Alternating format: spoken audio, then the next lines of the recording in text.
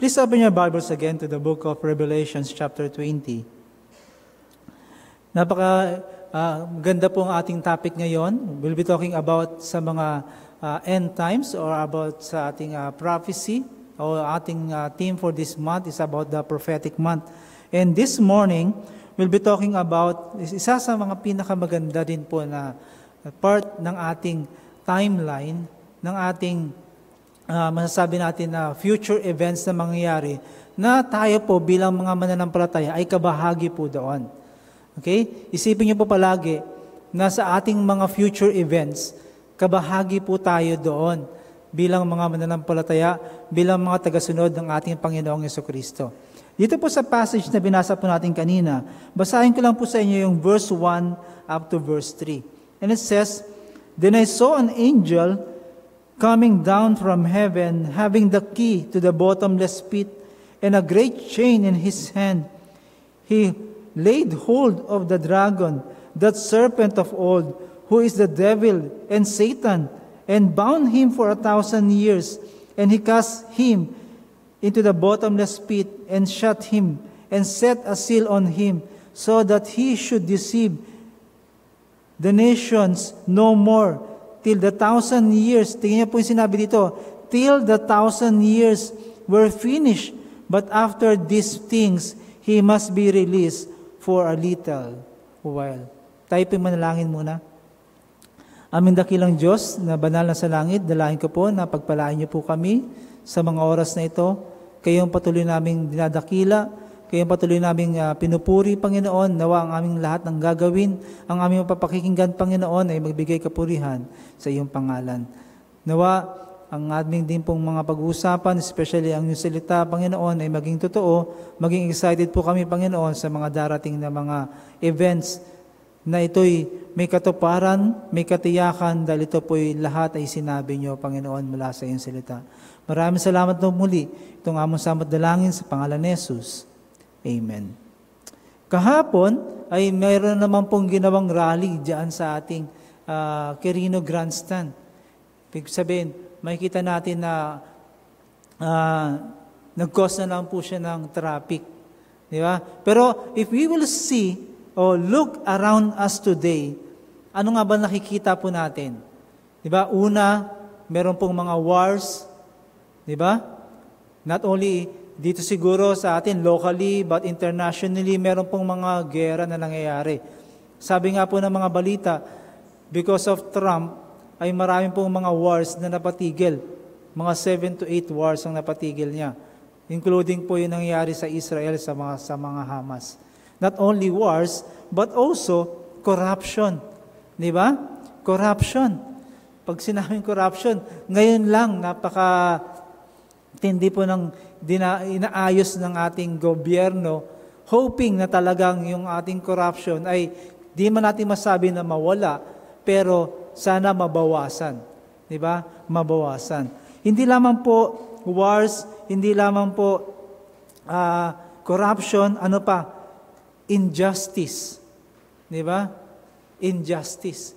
Na yung justice ngayon, although nakapiring siya, pero hanggang ngayon hindi pa rin po natin masabi na ito ay nagiging nakukuha talaga yung justice sa yung ating justice system, sana makuha din. Hindi lamang po corruption, hindi lamang po wars, injustice, but also pain. Di ba? Pain. May nakikita ba kayo dyan? Oh, okay. Sige. Yung pain. Di ba? Na makikita natin, maraming mga tao po ay in pain sa mga oras na ito. Natatakot, nasasaktan, at ilang mga tao din po, magkakaroon po ng mga mental issues, emotional issues. Iba naman dyan, financial, di ba, pains. Pero ito po yung mga makikita natin around us today. Pero ang tanong po sa atin dito bilang mga mananampalataya, will there ever be real peace on earth? Magkakaroon nga po ba ng lasting na kapayapaan sa ating mundo? And if we will look at the Bible answers loudly and clear.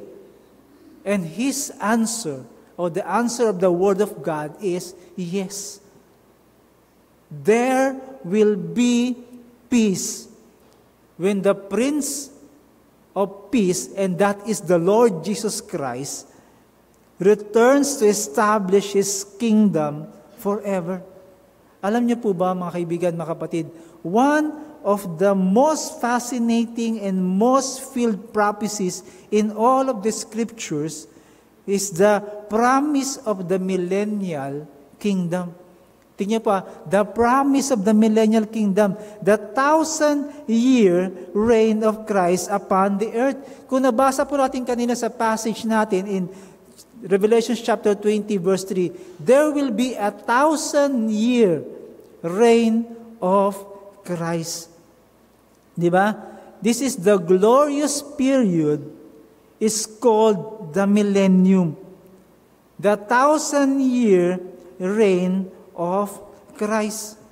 Kaya nga po, kung titignan po natin dito, mga kaibigan, mga kapatid, the title of our message this morning is the 1,000-year reign of Christ, or the glorious millennium.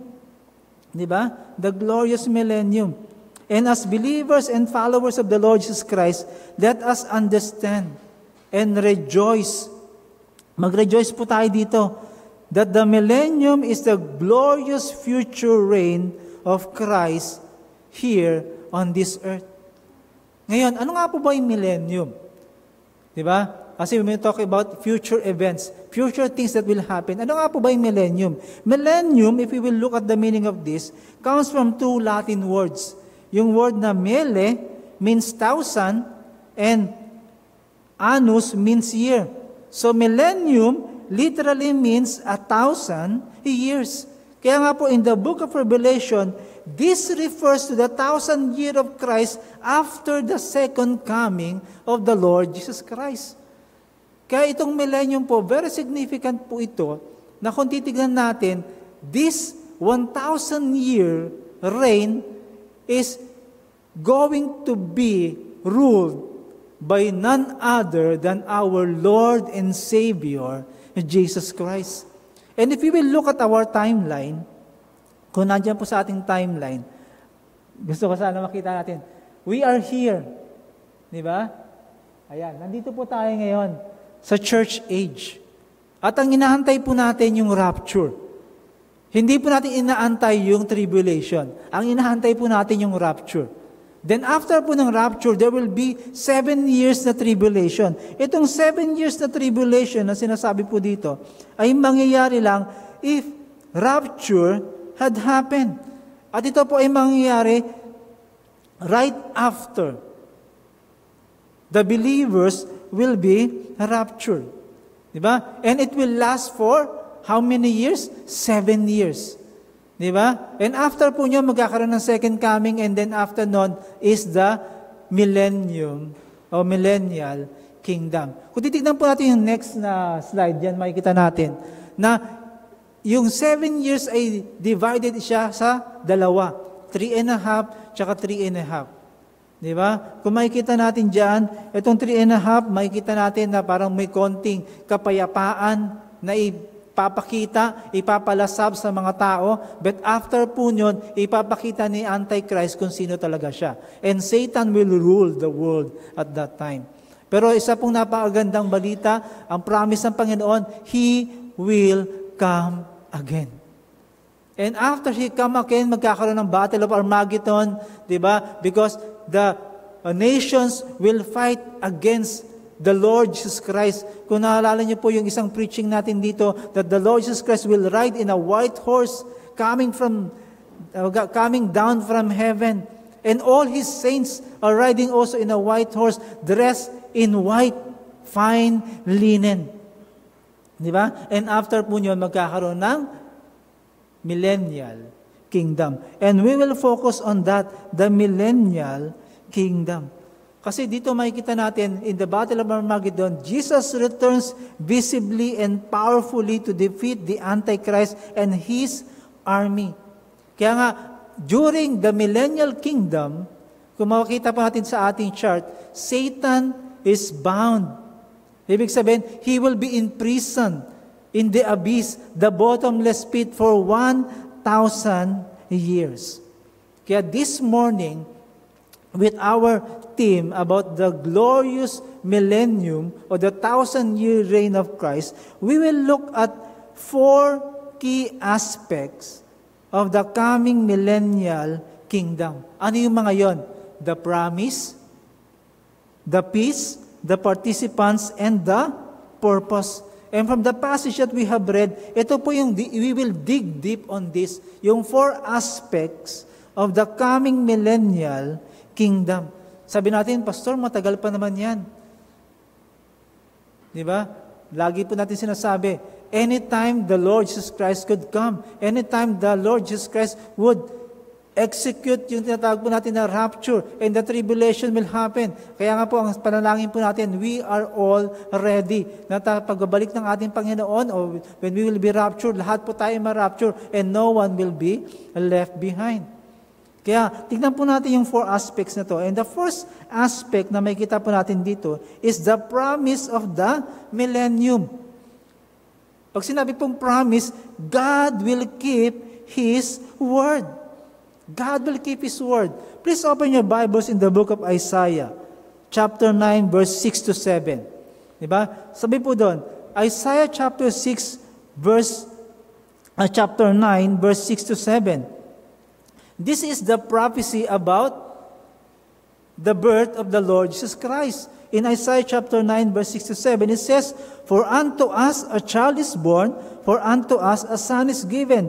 Tingnan niyo po ang pagkakasabi dito. "And the government shall be upon his shoulders, and his name shall be called Wonderful Counselor, Mighty God, Everlasting Father, the Prince of Peace."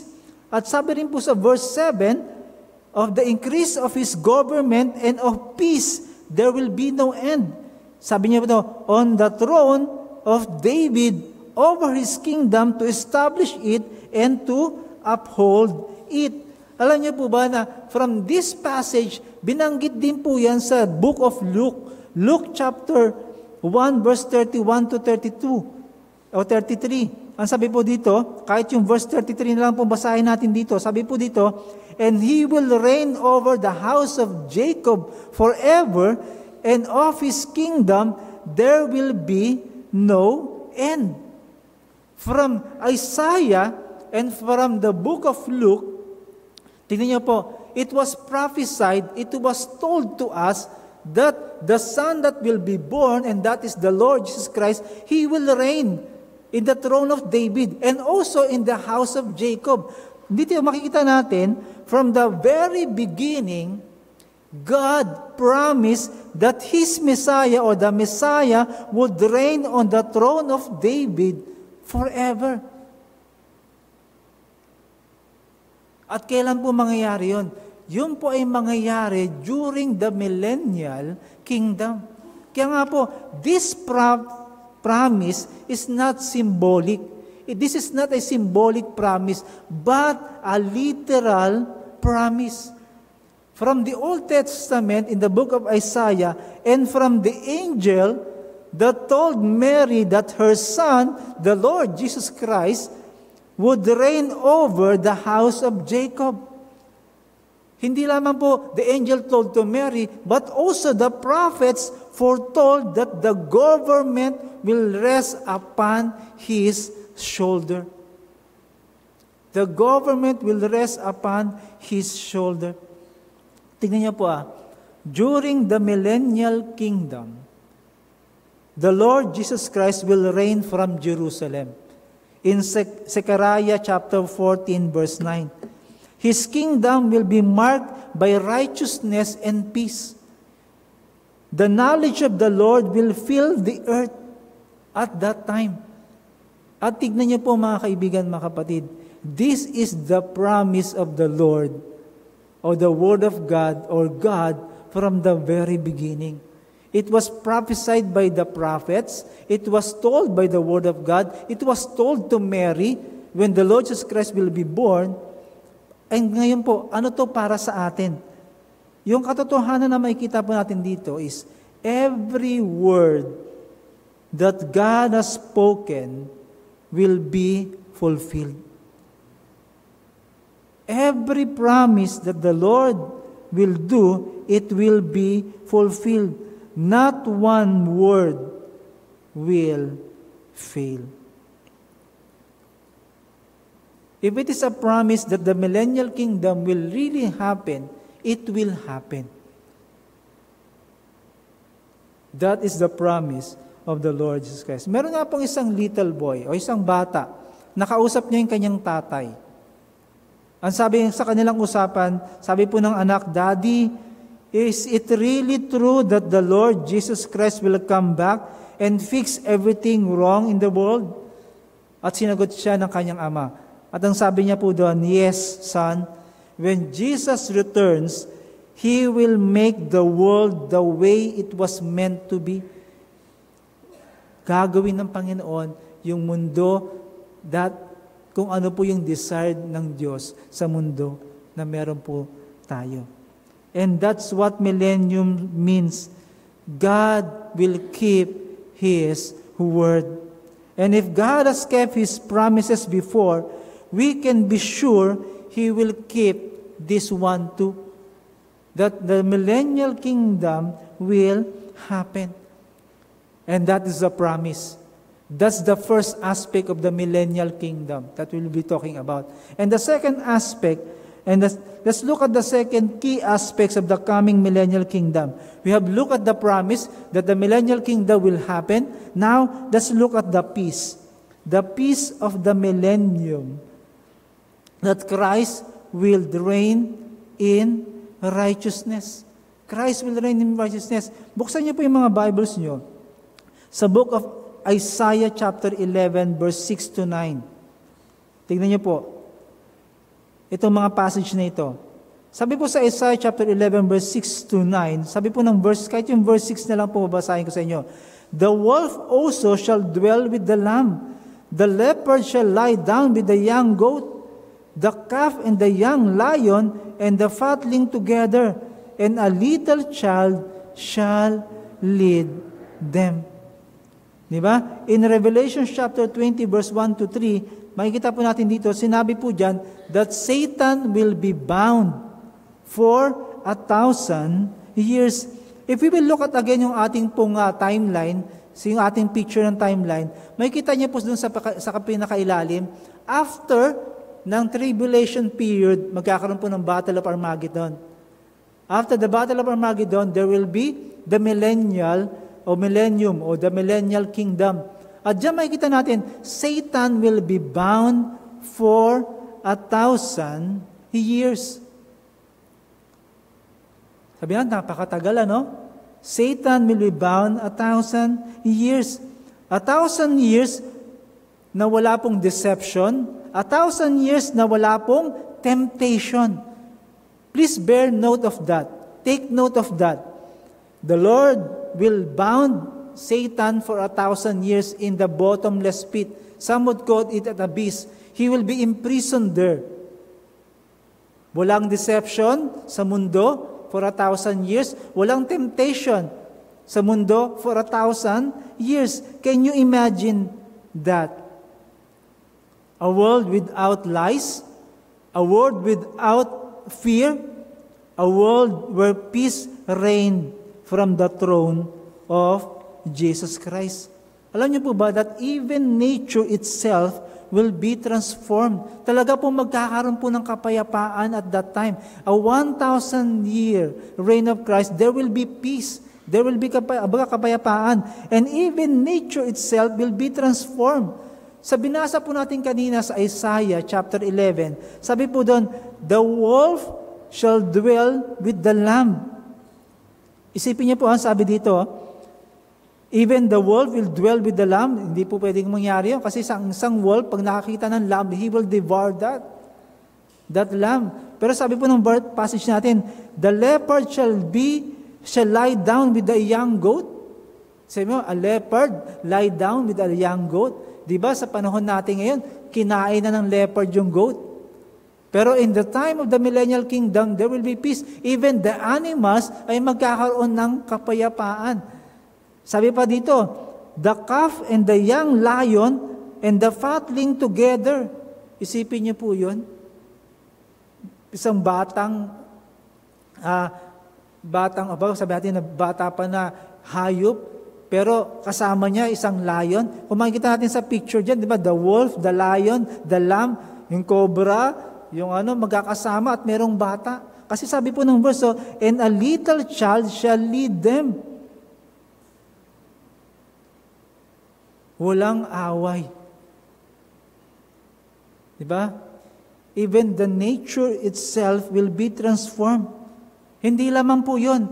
The curse of sin will be lifted. Pag sinabi pong lifted, hindi muna siya nagagawa. Kaya dito talaga magkakaroon ng kapayapaan. Nations will no longer go to war. At ano pong sabi po dito? Swords will be turned into plowshares. Diyan natin makikita yan sa book of Micah. Sabi diyan, they shall beat their swords into plowshares. Hindi po talaga, yung imbis na sword ang gamit, yung pang-harvest, yung pang-tanim, ang gamit po ng mga tao at that time.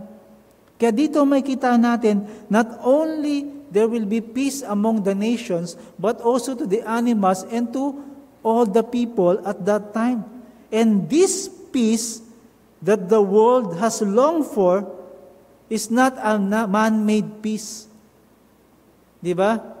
Alam niyo po, pag pumasok na pumasok na yung mga naiwan sa tribulation period, there will be a man-made peace that will be created by the Antichrist. Kasi yung mga nations, pagbabatiin niya, there will be no wars at that time. Pero that is a man-made peace. But the Lord Jesus Christ, yung peace of Christ na gagawin ng Panginoon in the time of the millennial kingdom, it's a lasting peace. Di ba? For 1,000 years. Kaya nga dito makikita natin as we apply this, as believers and followers of the Lord Jesus Christ, we don't have to wait 1,000 years to experience peace. Hindi mo po kailangan antayin yung millennial kingdom for us to experience peace. When the Lord Jesus Christ reign in your hearts today, He brings peace sa ating pong mga kaluluwa. He brings peace sa atin. When Christ rules, chaos turns to calmness. Kaya nga po tayo bilang mga mananampalataya, ang encouragement po sa atin, let the Lord Jesus Christ be the King of your life so that you will experience peace in your life. Kasi sabi po ng Colossians chapter 3 verse 13, let the peace of God rule in your hearts, to the which also you are called in one body, and be thankful. Kaya nga, when the Lord Jesus Christ sits on the house of your heart, peace begins to rule in our hearts. Not fear, not anxiety, but peace. Hindi naman po yan sa John chapter 14 verse 27, peace I leave with you, my peace I give unto you, not the world giveth, but give unto you. Tingnan niyo po ang kapayapaan na binibigay sa atin ng Panginoon, especially when He ascended into heaven, yung kapayapaan na yun ay hindi po yung man-made peace.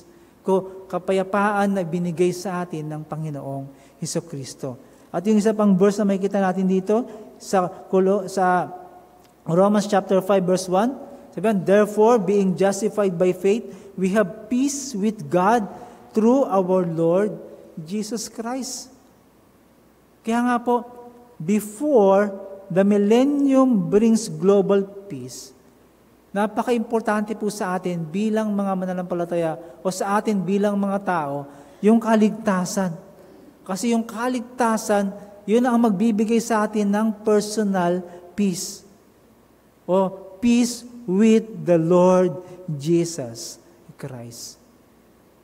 Mga kaibigan, ang sinasabi po ng salita ng Panginoon at sa pinag-aaral natin ngayon about the millennial kingdom, yung peace na inaasam ng mundo natin ay mangyayari.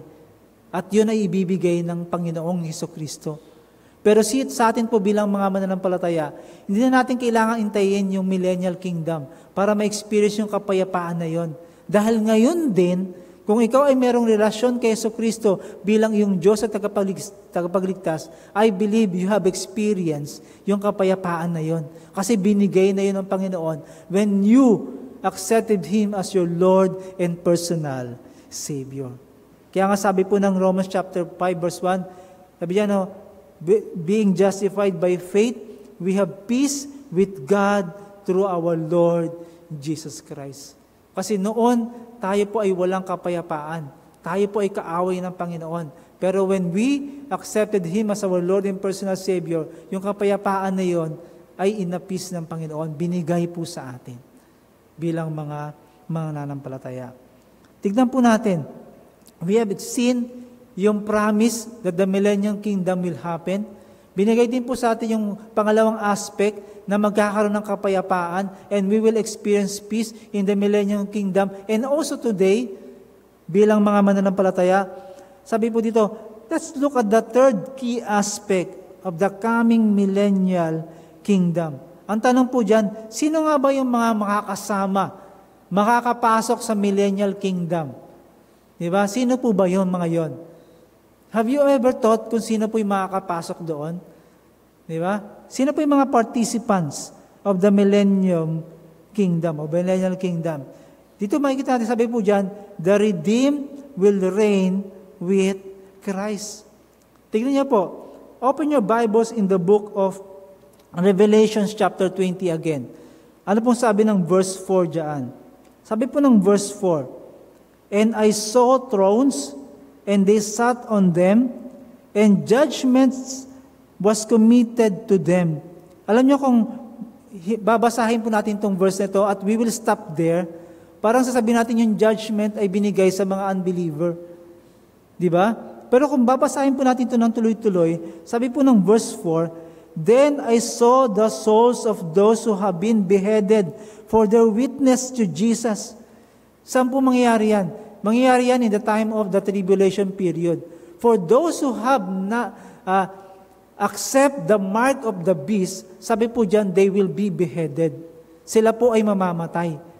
Di ba? Ito yung judgment na binigay sa kanilang Panginoon. And for the word of God, who had not worshipped the beast or his image, and had not received the mark on their foreheads, sabi dyan, or in their hands, they live and reign. Sabi po dito, reign with Christ for 1,000 years. Verse 5, but the rest of the dead did not live again until the 1,000 years were finished. This is the first resurrection. Binabanggit po dito yung mga Old Testament na mga mananampalataya. Hindi pa po sila na-resurrect. Kasi hindi pa nangyayari yung resurrection nila. Sa verse 6, blessed and holy is he who was part in the first resurrection. Over such, the second death has no power, but they shall be priests of God and of Christ, and shall reign with Him. Sabi yan, 1,000 years. Diba? Yung sinabi ni John, then sa book of Revelation, I saw, and they sat upon them, and judgment were given unto them. Who are they? Sino ba yung nire-refer ng Panginoon dito? Sabi diyan, ang nire-refer ng Panginoon dito na magiging participants, yung mga papasok sa millennial kingdom, ay yung mga saints of all ages who have been faithful to Christ. Ibig sabihin, yung mga mananampalataya na namatay na, nauna na sa atin, nandun na po sila sa heaven. Kaya ang sabi po ng Panginoon, at the time of rapture, the dead in Christ will rise first. And then who are alive will be caught up. Yung lahat ng mga na-caught up in the time of rapture, yung mga mananampalataya before, at sino pa? The church, those who believe before the tribulation. Ulitin ko po sino po yung mga makakapasok sa millennial kingdom? Yung mga mananampalataya na namatay na, naging kabahagi ng rapture, yung mga buhay pa, na naging kabahagi ng rapture. Sino pa? The tribulation saints, yung mga namatay, na beheaded during the tribulation period. Hindi nila tinanggap yung mark of the 666. Hindi nila winorship yung beast. At willing silang maging martyr. Sila yung mga papasok sa millennial kingdom. And also, sabi diyan, the righteous remnant of Israel and the believing nations. Yung mga mananampalataya na naging matatag during the tribulation period. The Israel and the nation na naging matatag na hindi po nagpasakop kay Antichrist. Ang sabi po ng salita ng Panginoon in Revelation chapter 20 verse 4 to 6, they will reign with Christ. Makakasama po natin na mamuno. Pero ang magiging leader po natin ay none other than the Lord Jesus Christ. Kaya nga sabi dito, that in the millennial kingdom, we will have a perfect government. We will have a perfect leader. We will have a perfect rule. Magkakaroon po talaga ng change.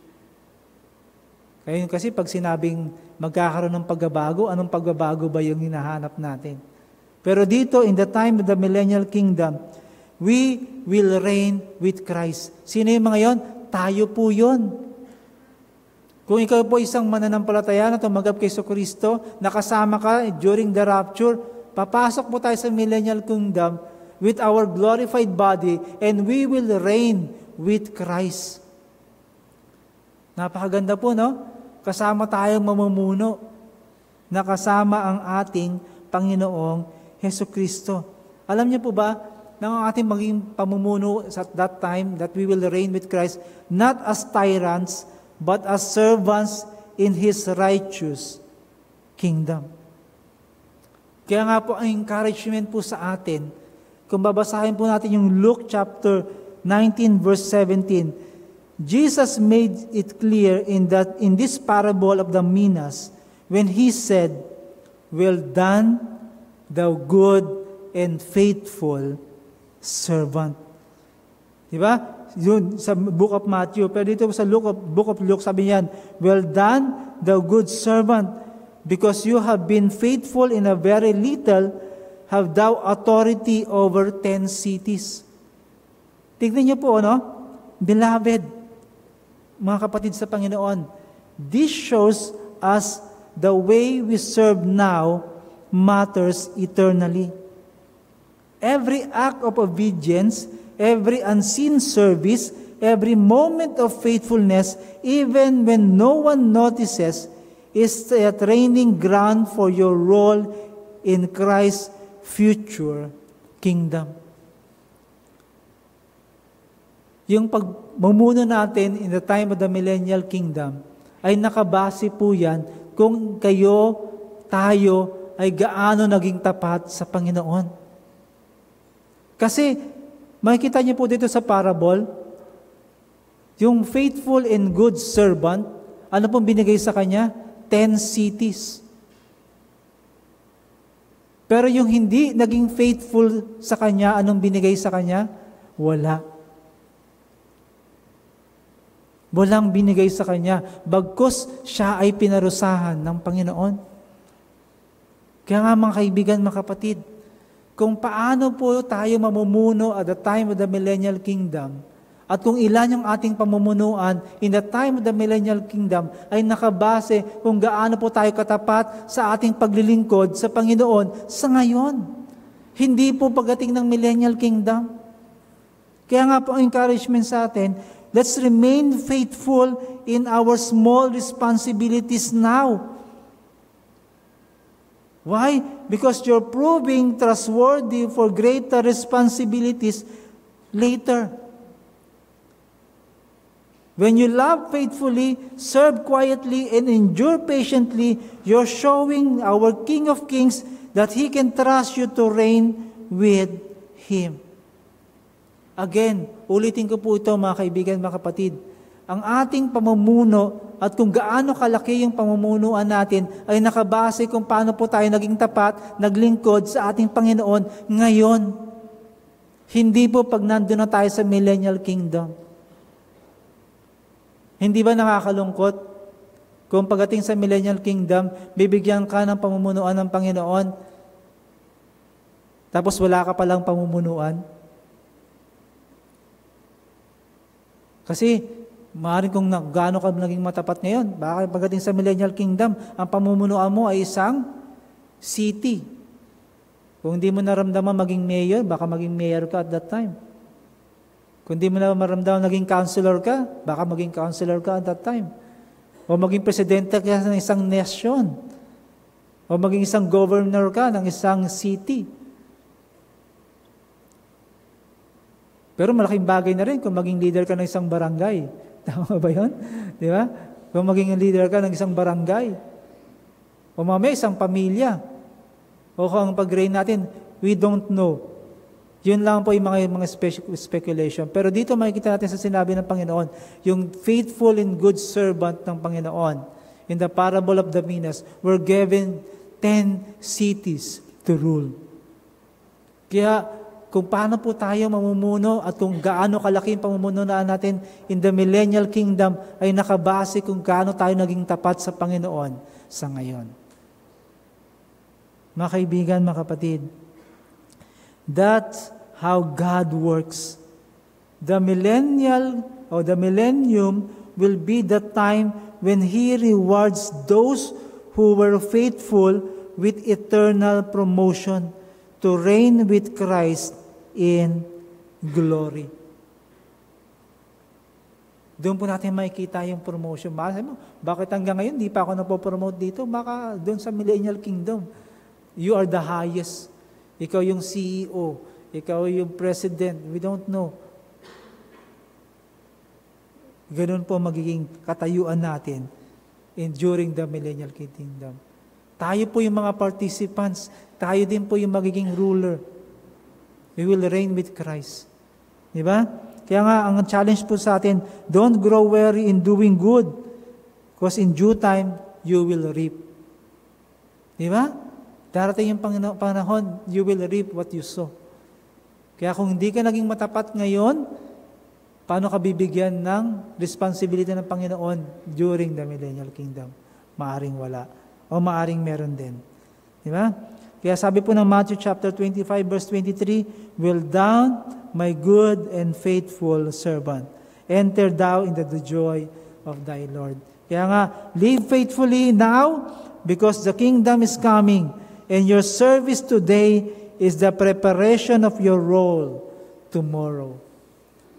Again, kung paano tayo namuhay ngayon, makikita po natin yung magiging role natin during the millennial kingdom. We have understand na po yung 3 key aspects. The promise, the peace na ibibigay ng Panginoon, and the participants. Ngayon po, the 4th aspect of the coming millennial kingdom is the purpose. Diba? The purpose of the millennium kingdom. Ano nga ba yung purpose? Diba? To display God's perfect justice. Again, tingnan niyo po yung Bibles niyo. The book of Revelation chapter 20 verse 7 to 10. Sabi po daw, "Now when the 1,000 years have expired, Satan will be released from his prison and will go out to deceive the nations which are at the 4 corners of the earth, Gog and Magog, to gather them together to battle, whose number is as the sand of the sea. They went up to the breadth of the earth and surrounded the camp of the saints and the beloved city, and fire came down from heaven, sabi yan, and devoured them. The devil who deceived them was cast into the lake of fire and brimstone, where the beast and the false prophets are, and they will be tormented." Sabi yan, no? They will be tormented day and night. Tignan niyo po, yung Satan and the false prophet, the beast and the Antichrist will be put into the lake of fire, and they will be tormented day and night forever. Tignan niyo po, and ever. Dito natin makikita, diba, yung purpose ng millennium. Because at the end of the 1,000 years, Satan will be released in a short while. Diba? Tingnan natin doon sa ating picture, diba? May kita natin doon na after the millennial kingdom, diba, yung at the start, Satan will be bound for 1,000 years. After the 1,000 years, makikita niyo sa pinakailalim, Satan will be released in a short while. At ano pong gagawin niya? He will deceive nations again. He will tempt people again. Pero kung titignan po natin dito, even this can prove one important truth. Proving that even 1,000 years of perfect government, perfect peace, righteousness, a perfect leader, a perfect rule. Tingnan nyo when Satan will be released, he will deceive nations still. Kaya nga po, dito natin makikita that man's heart without Christ still rebels against God. And when the nations will be deceived, sabi po ng binasa natin, there will have a battle, yung tinatawag na Gog and Magog. Then in that battle, again, the final judgment of God will be given to those who will rebel. Ang sabi po dito, fire from heaven will consume the rebels. Satan will be thrown into the lake of fire, forever defeated. Evil will end once and for all. Kaya nga, the millennial kingdom proves that the root problem of sin is not our environment. Di ba sinasabi natin, naging ganito ako dahil sa aking environment. Di ba sinasabi ng karamihan, kasi dahil sa environment. Pero sabi dito, the root of the problem of sin is not our government, it's our hearts. Yung puso natin na puno ng kasalanan. Kasi in a perfect government, in a perfect rule, na the Lord Jesus Christ is the one ruling with us. But when Satan was released, nagkaroon pa rin ng deception at marami pa rin naniwala. Hindi talaga yung, sabi natin na, even in a perfect environment, man's heart na hindi pa nabago ng salita ng Panginoon, na hindi pa nabago ng Diyos, sabi diyan, will still rebel against God.